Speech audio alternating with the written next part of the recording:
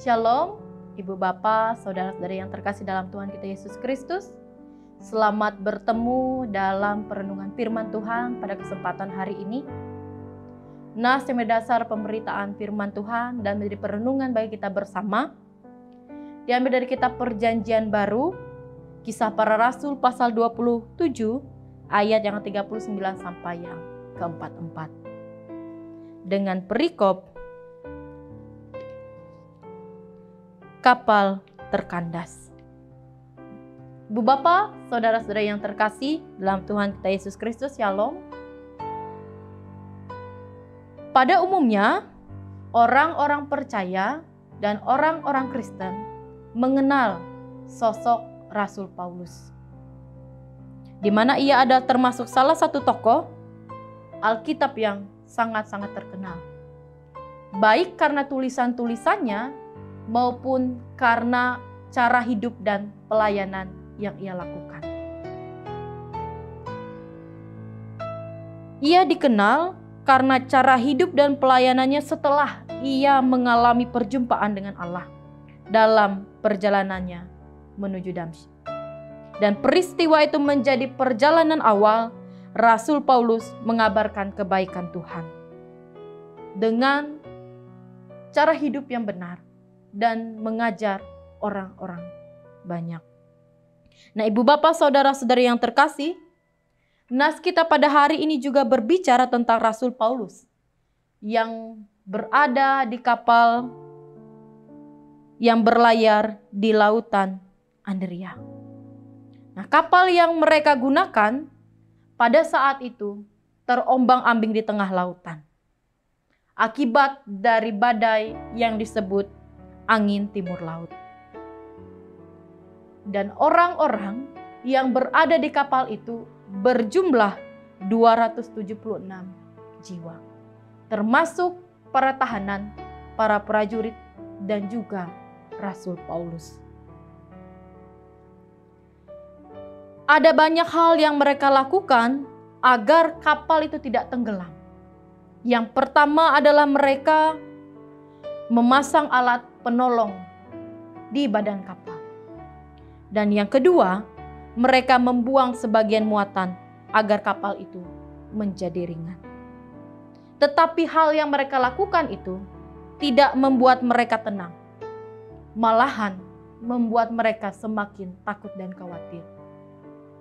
Apakah mereka akan selamat sampai di dataran? Dan akhirnya pun kapal yang ditumpangi oleh Rasul Paulus bersama-sama dengan tahanan dan prajurit pun itu kandas. Haluannya terpecah dan tidak dapat bergerak, dan buritannya pun hancur dipukul oleh gelombang pada ayat yang ke-41. Tapi mereka melanggar busur pasir dan terkandaslah kapal itu. Haluannya terpancah dan tidak dapat bergerak, dan buritannya hancur dipukul oleh gelombang yang hebat. Nah, Ibu Bapak, saudara-saudari yang terkasih, karena melihat hal itu, para prajurit takut kalau-kalau tahanan yang mereka bawa ini akan melarikan diri. Dan prajurit kemudian bermaksud untuk membunuh mereka. Tetapi Ibu Bapak, saudara terkasih, perwira dari pasukan itu ingin menyelamatkan Rasul Paulus. Dan ia pun menggagalkan rencana dari para prajurit untuk membunuh semua tahanan. Ia memberikan perintah kepada seluruh awak kapal pada saat itu untuk berenang dan berusaha sampai ke daratan. Nah, Ibu Bapak, saudara-saudari yang terkasih, peristiwa itu memperlihatkan bahwa Allah memakai perwira prajurit itu untuk menyelamatkan Paulus agar ia tidak dibunuh dan dapat menjalankan perjalanan dan pelayanannya untuk mengabarkan Injil. Nah, Ibu Bapak, saudara-saudari yang terkasih, apa yang terjadi dan dialami oleh Paulus itu memperlihatkan bahwa pertolongan yang Tuhan sediakan baginya ketika ia menjalankan misi pekabaran Injil dan melayani, maka ia akan disertai oleh Tuhan. Dan melalui peristiwa itu dapat kita lihat bahwa Tuhan memberikan pertolongan kepada Paulus dengan cara yang ajaib dan pada waktu yang tepat. Ibu bapak, saudara-saudari yang terkasih, melihat cerita dan gambaran yang dijelaskan melalui nas kita ini, kita menyadari bahwa perjalanan kehidupan kita mengikut Tuhan dan menjadi saksinya di tengah-tengah dunia ini bukanlah perjalanan yang mudah untuk kita lakukan. Pasti ada banyak tantangan, ada banyak rintangan, ada banyak kekhawatiran, ketakutan, bahkan pun nyawa kita menjadi taruhannya. Karena tidak ada jaminan bahwa kehidupan kita ketika kita hidup bersama-sama dengan Tuhan dan menjalani kehidupan kita yang benar di hadapan Tuhan, tidak ada jaminan bahwa kita akan hidup mudah dan selalu aman. Tetapi ibu bapak saudara-saudari yang terkasih, Tuhan tidak akan pernah meninggalkan kita.